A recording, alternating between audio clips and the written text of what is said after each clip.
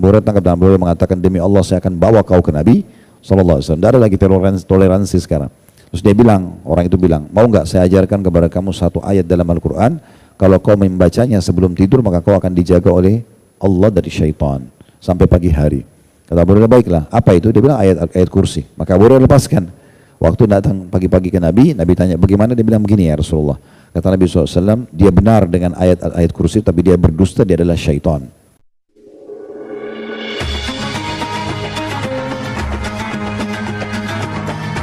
Yang subscribe, semoga hidup kaya raya, mati masuk surga. Nah ini khilaf di antara ulama tentang apakah yang dimaksud ini para pembaca Al-Quran sudah cukup, atau masuk di dalamnya orang yang membaca dan mengamalkannya, atau yang dimaksud adalah para penghafal Al-Quran. Ini khilaf di antara ulama, ya.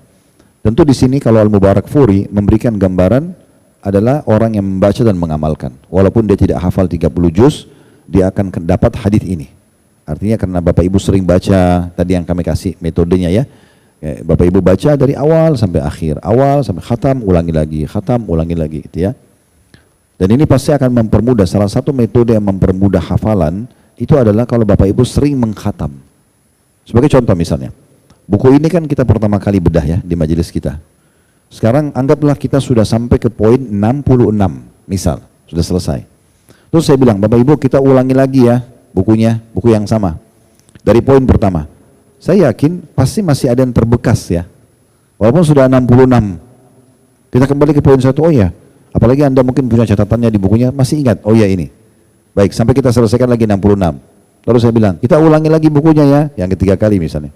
Saya yakin di saat itu hafalan Anda lebih kuat lagi.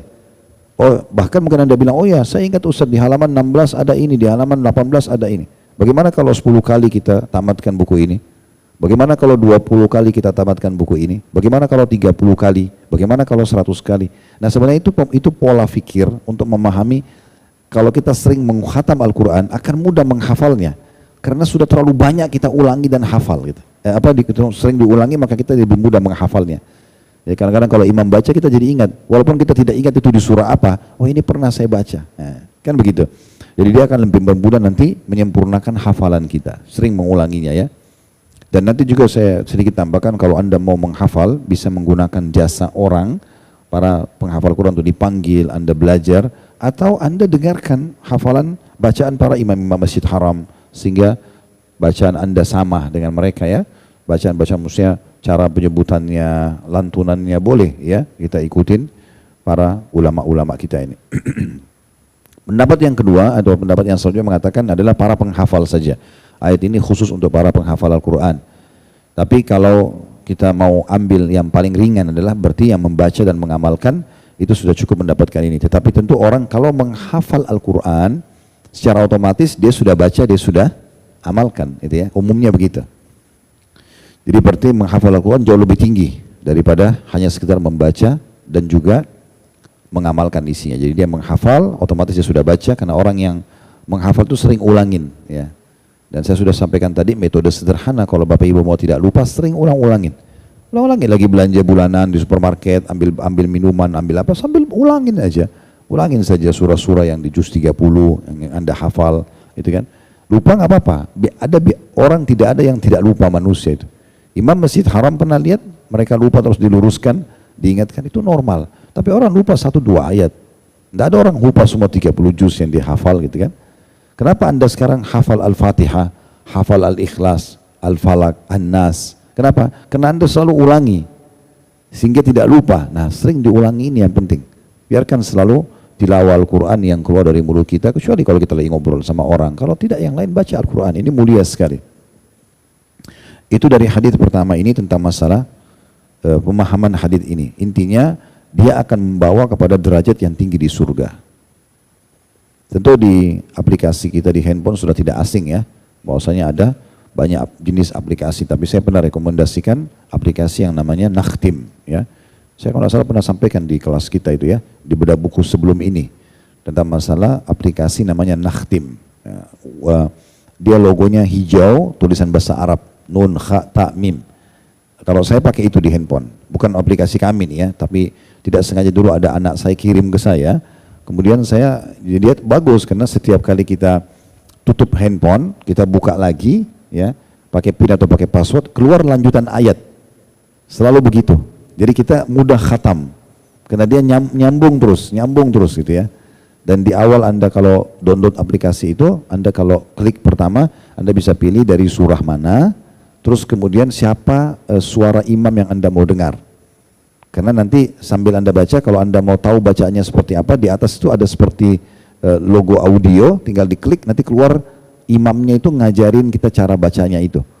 Ayat itu bisa diulangi sampai 1, 2, 3, 10 kali bisa gitu kan.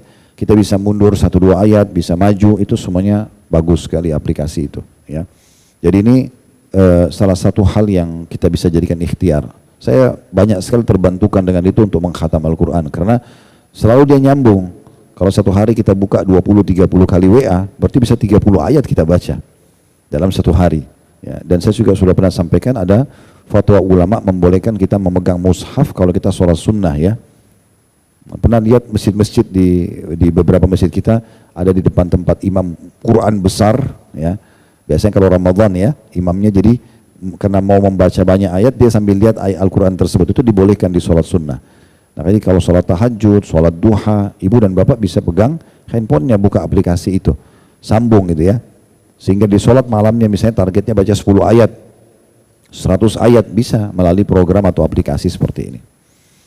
Baik, kita masuk sekarang hadits kedua yang diangkat oleh beliau tentang keutamaan membaca dan mengamalkan Al-Quran. Di halaman 18, hadits dari Ummul Mukminin Aisyah radhiyallahu anha, beliau berkata, Nabi SAW bersabda, alladzi yaqra'ul Qur'ana wa huwa mahirun bihi ma'as safaratil kiramil bararah, walladzi yaqra'ul Qur'ana wa yatata'ta'u fihi wa huwa 'alaihi syaqqun lahu ajran.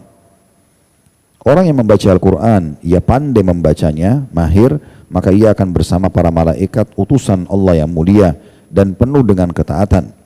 Dan orang yang membaca Al-Quran dengan terbata-bata, maksudnya masih dalam tahap belajar tapi tetap mau belajar, mau membaca, dan ia merasa sulit membacanya, maka ia akan mendapatkan 2 balasan pahala. Ada tentu footnote di bawah, diriwayatkan oleh Bukhari dan juga Muslim.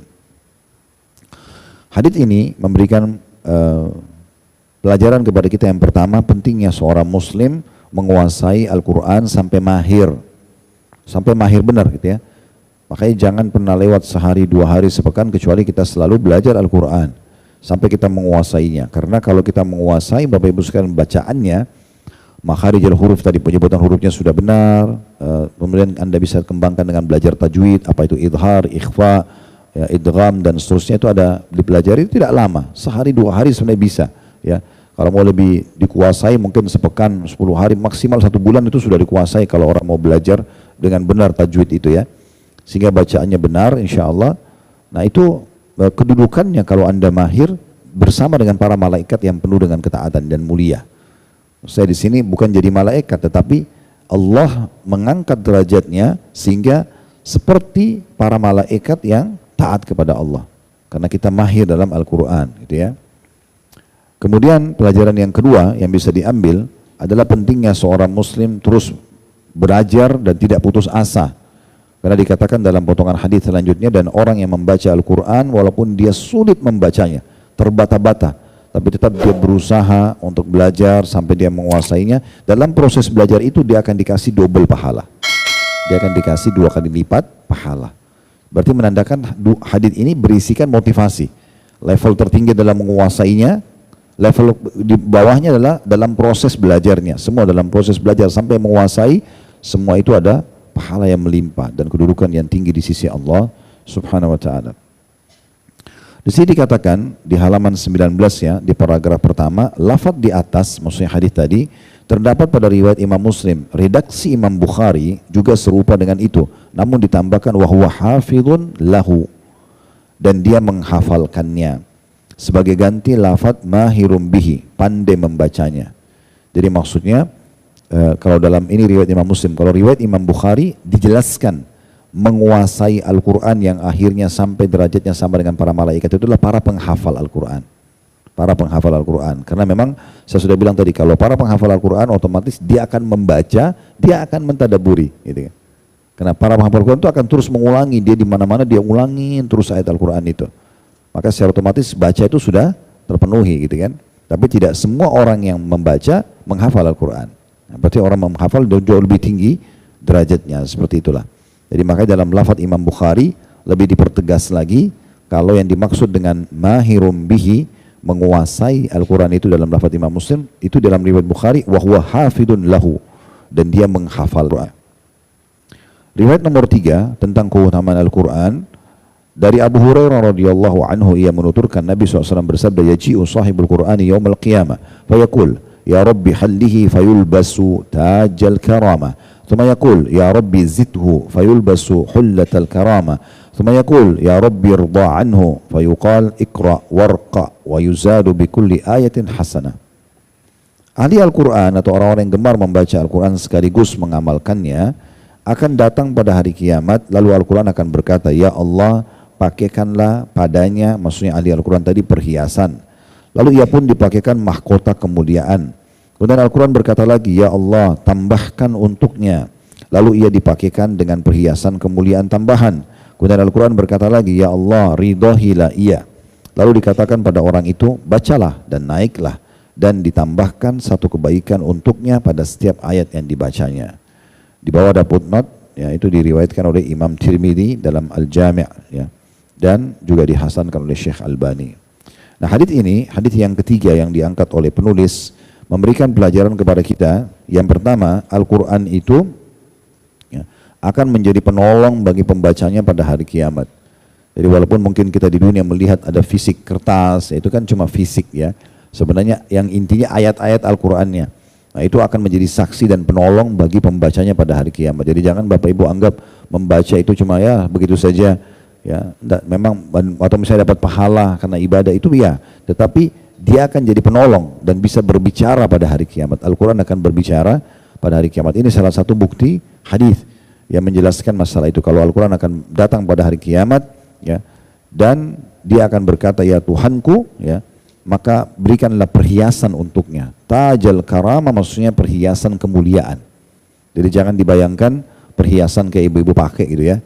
Tapi di sini kemuliaan bisa saja derajat yang tinggi di surga, bisa saja mahkota penuh dengan perhiasan, Allahu a'lam. Tapi yang jelas dia akan dimuliakan pada hari kiamat di hadapan orang-orang di hari kiamat di surga nanti. Kemudian pelajaran yang kedua, bahwasanya orang-orang yang suka membaca Al-Quran dan menghafalnya, mengamalkan isinya, itu akan terus diberikan tambahan-tambahan. Di sini dikatakan ada 3 dalam hadis. Diberikan perhiasan, kemuliaan, tajal karama. Al-Quran masih mengatakan, tambahkan wahai Tuhanku. Diberikan lagi yang kedua, hullatul karama. Kalau tajul karama, taj ini sebenarnya dalam bahasa Arab lebih kepada mahkota yang ditaruh di kepala. Taj, ya. Itu yang pertama dikasih. Kemudian yang kedua hulla itu pakaian kemuliaan, ya. Berarti kalau kita rasionalkan mahkota sama pakaian, ya kita anggap seperti itu. Berarti para pembaca Quran ini akan dikasih baju kemuliaan, kayak baju kebesaran, baju kerajaan dengan mahkotanya. Nah, gitu. Itu maknanya. Atau bisa makna tadi adalah diberikan kemuliaan secara umum. Dan yang ketiga, Quran masih mengatakan, ya, bahkan 4 hal didapat di sini, ya. Quran masih mengatakan, ya Allah, tambahkan lagi, ridho kepadanya. Maka Allah pun ridho kepadanya. Allah pun ridho kepadanya. Dan Allah kalau sudah ridho kepada kita, berarti apapun yang kita inginkan akan diberikan oleh Allah Subhanahu wa ta'ala. Al-Quran yang akan menjadi, ya, perantara untuk itu. Semua yang dinisbatkan pada Al-Quran pasti mulia, jadi mulia. Nabi Muhammad SAW termuliakan karena utusan Allah yang membawa Al-Quran. Kita tahu orang yang membaca, menghafal Al-Quran dimuliakan. Di dunia saja, saya yakin setiap orang kita muslim, kalau kita punya iman seperti biji sawi saja dalam hati kita kecil sekali, kalau kita lihat ada orang yang tilawakan Al-Quran, kita hormati pasti. Masuk di masjid, dia lagi baca Quran, atau ada penghafal Quran dikatakan ini hafid Quran, kita pasti muliakan. Tidak ada orang yang diajak nyumbang untuk tempat tahfidz Quran dia tidak mau, kecuali tidak ada imannya. Oh, dia tahu ini setiap orang tilawakan dia akan panen pahala. Berapa banyak orang di Indonesia yang saya kenal yang mereka dibukakan kelas, mereka tidak hafal Quran tapi mereka buka kelas dan tempat-tempat tahfidz Quran dan mereka banyak panen pahala karena tahu itu keutamaannya. Padahal dia sendiri belum sempurnakan 30 juz hafalannya. Nah, itu yang terjadi. Berarti memang ini akan mendatangkan kemuliaan yang luar biasa, ya. Oleh karena itu Bapak Ibu sekalian kami sarankan, saya sudah sering bilang ya, jangan pernah wariskan sesuatu kekurangan atau kesalahan kita kepada anak-anak. Jadi kalau kita dulu mabuk ya, ibu mungkin bisa baca Quran setelah 30 tahun. Ya udah, jangan ibu bilang sama anak-anak, udahlah ibu juga dulu 30 tahun kok baru baca Quran. Kamu juga nggak apa-apa. Kita misalnya pakai jilbabnya nanti 30 tahun. Udah nggak apa-apa, sekarang nggak usah pakai jilbab aja dulu. Kenapa harus wariskan itu? Kekurangan dan kesalahan kita. Justru kita tutupin itu, kekurangan dan kesalahan kita di anak-anak kita. Dari kecil mereka sudah dibiasakan berhijab, dari kecil mereka sudah dibiasakan hafal Quran, dari kecil mereka sudah ditahu halal haram agama Allah, supaya kita mendapatkan kemuliaan di situ dan kita menutupi kesalahan kita. Itu yang benar ya. Jadi jangan sampai wariskan hal-hal yang buruk gitu ya. Terus yang keempat dikatakan akan disuruh baca Al-Quran itu pada saat di surga nanti, dan akan ditambahkan setiap satu ayat satu pahala ya, artinya akan menambah tingkat dan derajat dia di surga. Jadi ini keutamaan yang didapatkan luar biasa dari orang yang berbaur atau menyatukan, mengamalkan isi Al-Quran, isinya, intinya itu. Kita juga tahu para malaikat-malaikat seperti Jibril AS jadi mulia karena walaupun mulia dari dasarnya, tapi begitu Jibril AS menurunkan Al-Quran, maka semua umat muslim sekarang tahu nama Jibril ya, karena memang membawa Al-Quran. Jadi memang yang dinisbatkan pada Al-Quran ini karena kitabullah pasti mulia, intinya seperti itu. Selanjutnya ada perkataan Al-Mubarakfuri, masih kembali kepada nama ulama tadi di hadis nomor 4 ini, di halaman 20 ya, paragraf pertama. Al-Mubarakfuri menerangkan, yakni dikatakan kepada ahli Al-Quran, baca Al-Quran dan naiklah tingkatan-tingkatan yang ada di surga. Jadi mereka akan mendapatkan tempat yang tinggi di surga. Hadis selanjutnya, hadis nomor 5 yang diangkat oleh penulis tentang keutamaan Al-Quran. Jadi kalau kita mau bahas keutamaan Al-Quran ini banyak sekali hadisnya, banyak sekali, puluhan hadis. Tapi ini sebagiannya diangkat oleh penulis. Hadis kelima dari Jabir radhiyallahu anhu, dia berkata, Rasulullah SAW bersabda, Al-Qur'anu musyaffa'un wa mahilun musaddaqun.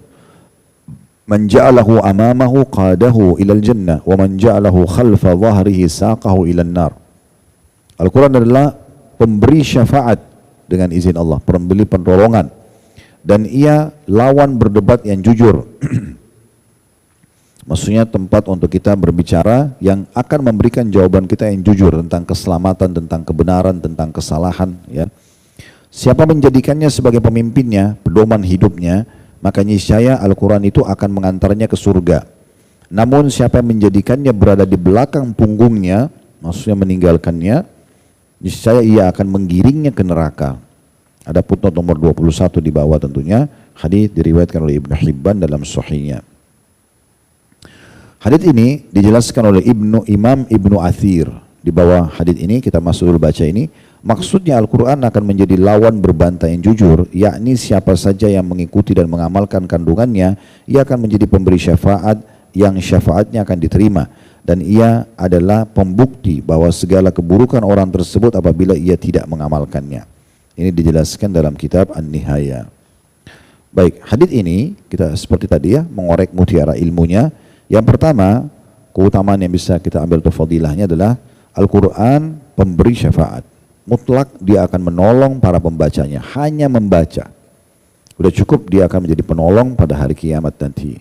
Tadi sudah kita sebutkan di beberapa hadis sebelumnya ya. Jadi jangan berhenti membaca Al-Quran, tidak boleh berhenti membaca, terus baca. Khatam, ulangi lagi, khatam terus, nggak pernah berhenti. Ibu dan bapak faham tidak faham artinya nggak apa-apa. Ini hak pertama tadi saya bilang. Nanti kalau mau masuk ke faham, nanti di yang kedua, masalah tadabbur, merenungi makna-maknanya.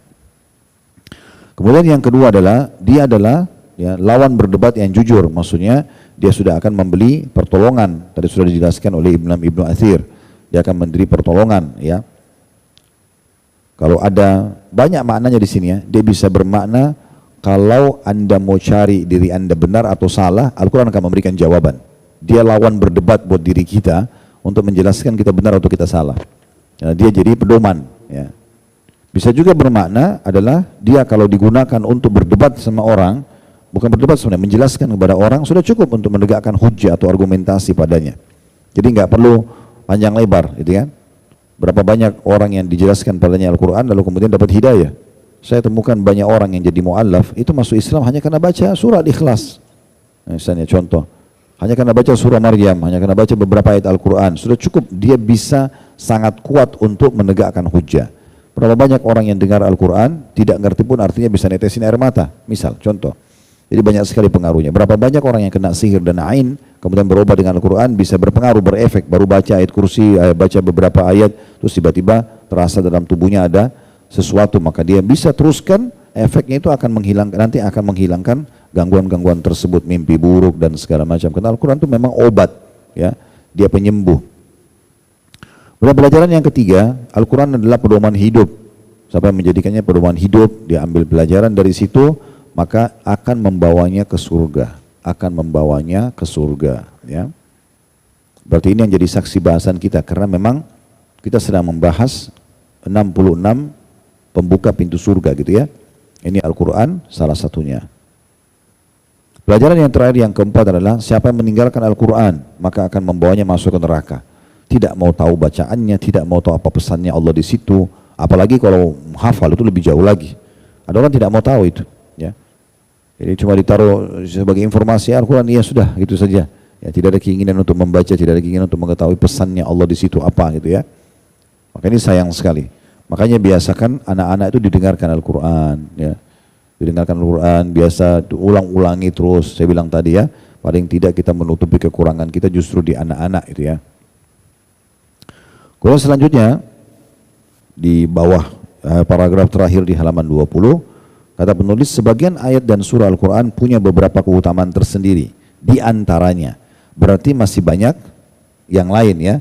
Penulis hanya mengangkat saja 3 surah ini.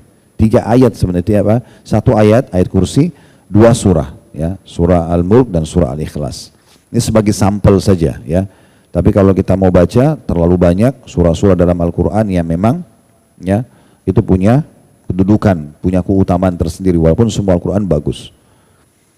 Dikatakan oleh penulis sebagian ayat dan surah Al-Quran punya beberapa keutamaan tersendiri. Di antaranya ayat-ayat dan surah itu adalah salah satu penyebab seseorang masuk ke dalam surga. Atau siapa saja yang membacanya akan dibangunkan untuknya sebuah istana di surga. Di antaranya ayat kursi. Haditsnya dari Abu Umamah radhiyallahu anhu, ia berkata, Nabi SAW bersabda, man qara ayat al-kursi fi duburi kulli salatin maktubatin lam yamna'hu min dukhulil jannati illa an yamut. Siapa saja yang membaca ayat kursi, ini 1 ayat, ayat kursi ini dalam surah Al-Baqarah, cuma 1 ayat. Siapa yang membaca ayat kursi ini setiap selesai sholat wajib, dia tidak bicara sama orang, habis selesai sholat, berzikir, diantaranya baca ayat kursi, tidak ada sesuatu pun yang menghalanginya untuk masuk ke dalam surga kecuali dia meninggal. Jadi maknanya adalah kalau Bapak Ibu gabungin antara sholat wajib 5 waktu dengan baca Quran sudah cukup dapat tiket ke surga. Tapi syaratnya sholat 5 waktu dan baca ayat kursi. Gitu. Tidak bisa baca ayat kursi lalu tidak sholat lalu anggap bisa masuk surga, karena ini syaratnya. Dia baca setiap kali habis sholat wajib ayat kursi, maka dia akan masuk ke dalam surga. Tidak ada yang menghalangi masuk surga kecuali kematian. Dan mati pasti kita mati dulu baru masuk ke dalam surga. Nah seperti itu kurang lebih gambarannya. Dan tentu ayat kursi ini adalah salah satu ayat yang agung sekali dalam Al-Quran. Waktu turun itu banyak sekali syaitan-syaitan yang terbakar ya. Waktu dalam beberapa riwayat disebutkan karena memang dahsyatnya ayat ini. Dan ayat ini memang disuruh baca banyak dalam banyak keadaan. Dan paling kuat untuk mengusir gangguan syaitan. Ya. Makanya dan juga membatalkan sihir-sihir gitu ya. Makanya pernah disebutkan Abu Hurairah pernah menangkap seseorang yang mencuri makanan di tempat penyimpanan makanan muslimin. Ya. Maka waktu ditangkap orang itu mengatakan kalau kau mau melepaskan saya, karena Abu Hurairah bilang saya akan bawa kau ke Nabi, gitu kan. Maka dia bilang kalau kamu tolong lepaskan saya karena saya ini orang susah, saya butuh ini dan itu misalnya gitu ya. Dia katakan gitu. Maka Abu Hurairah maafkan. Lalu kemudian pagi-pagi subuh ketemu sama Nabi, Nabi tanya, wahai Abu Hurairah bagaimana dengan pengunjungmu semalam? Orang yang datang semalam itu. Dia bilang, ya Rasulullah dia mau ambil makanan, dia curi, tapi dia bilang dia orang miskin, dia susah, dia minta tolong dilepaskan, saya lepaskan. Kata Nabi SAW, dia telah berdusta, dia akan kembali lagi besok malam, atau malam nanti, gitu kan. Maka betul malamnya ditangkap lagi sama Abu Hurairah, dia mohon-mohon lagi, dilepaskan lagi yang kedua kali. Besok pagi lagi Nabi SAW tanya, bagaimana dengan tamumu semalam? Dia bilang, ya Rasulullah dia begini dan begitu. Kata Nabi, dia bohong, dia akan kembali lagi di malam yang ketiga. Nanti balik lagi, Abu Hurairah tangkap dan Abu Hurairah mengatakan, demi Allah saya akan bawa kau ke Nabi SAW. Tidak ada lagi toleransi sekarang. Terus dia bilang, orang itu bilang, mau nggak saya ajarkan kepada kamu satu ayat dalam Al-Quran, kalau kau membacanya sebelum tidur maka kau akan dijaga oleh Allah dari syaitan sampai pagi hari. Kata Abu Hurairah, baiklah. Apa itu? Dia bilang ayat kursi. Maka Abu Hurairah lepaskan. Waktu datang pagi-pagi ke Nabi, Nabi tanya bagaimana, dia bilang begini ya Rasulullah. Kata Nabi SAW, dia benar dengan ayat kursi, tapi dia berdusta, dia adalah syaitan. Dia adalah syaitan, menjelma untuk mengambil makanan pada saat itu. Tapi ayat kursi memang ada banyak hadis yang lain menjelaskan kalau dibaca sebelum tidur akan selamat dari gangguan syaitan sampai pagi, gitu kan? Nah, ini diantaranya. Kita tahu juga kita disuruh baca di zikir pagi petang, ya. Dan Bapak Ibu jangan pelit-pelit ya, bedain mana zikir pagi petang, mana zikir habis sholat. Hadis tadi yang kita baca ini adalah membaca ayat kursi habis sholat. Nah, berarti kalau sudah selesai zikir sholat semua, kita mau masuk di zikir pagi kalau habis subuh, atau mau masuk ke zikir sore habis asar, baca lagi ayat kursinya. Memang diulangin gitu ya. Karena ini dua zikir yang berbeda. Tapi diulangi ayat kursi tersebut ya. Dan betapa dahsyatnya orang kalau membaca di saat dia meruqyah, mengobati dirinya, mengobati orang lain, itu baca ayat kursi. Semua peruqyah pasti akan memulai dengan membaca ayat kursi, karena ini ajaran Nabi alaihi salatu wassalam dalam mengobati segala gangguan-gangguan syaitan. Jadi memang kedudukannya sangat tinggi satu ayat ini ya. Satu ayat dalam Al-Quran. Dari hadis ini kita ambil pelajaran bahwasanya pentingnya untuk menjaga ayat kursi, menghafalnya, memahami maknanya gitu ya. Dan makna ayat kursi, ayat adalah tanda-tanda kebesaran Allah. Kursi adalah kalau dalam bahasa Arab itu tempat pijakan kaki raja di singgasana. Itu namanya kursi ya. Di atasnya pijakan kaki itu biasa kalau di singgasana ada singgasananya. Kalau raja biasa mau naik ke kursi duduk, maka dia injak satu pijakan, nah kemudian baru naik ke singgasananya. Nah itu pijakan itu namanya kursi dalam bahasa Arab. Allah menggambarkan tentang arsy-nya, singgasananya Allah itu ada kursinya. Kita tidak usah bayangkan itu seperti makhluk ya, karena memang ciptaan Allah yang paling besar, umumnya ulama mengatakan adalah arsy, makhluknya Allah SWT. Nah untuk menggambarkan besarnya arsy itu sudah cukup dengan satu ayat kursi. Allah mengatakan wasi'a kursiyuhu samawati wal ard. Kursinya Allah, pijakan di singgasana Allah itu meluasi dan menutupi seluruh langit dan bumi. Wasi'a kursiyuhu samawati wal ard, artinya pijakan kursi itu menutupi semua langit dan bumi. Betapa luasnya itu. Bagaimana dengan arsy-nya? Singgasananya jauh lebih besar lagi dari itu.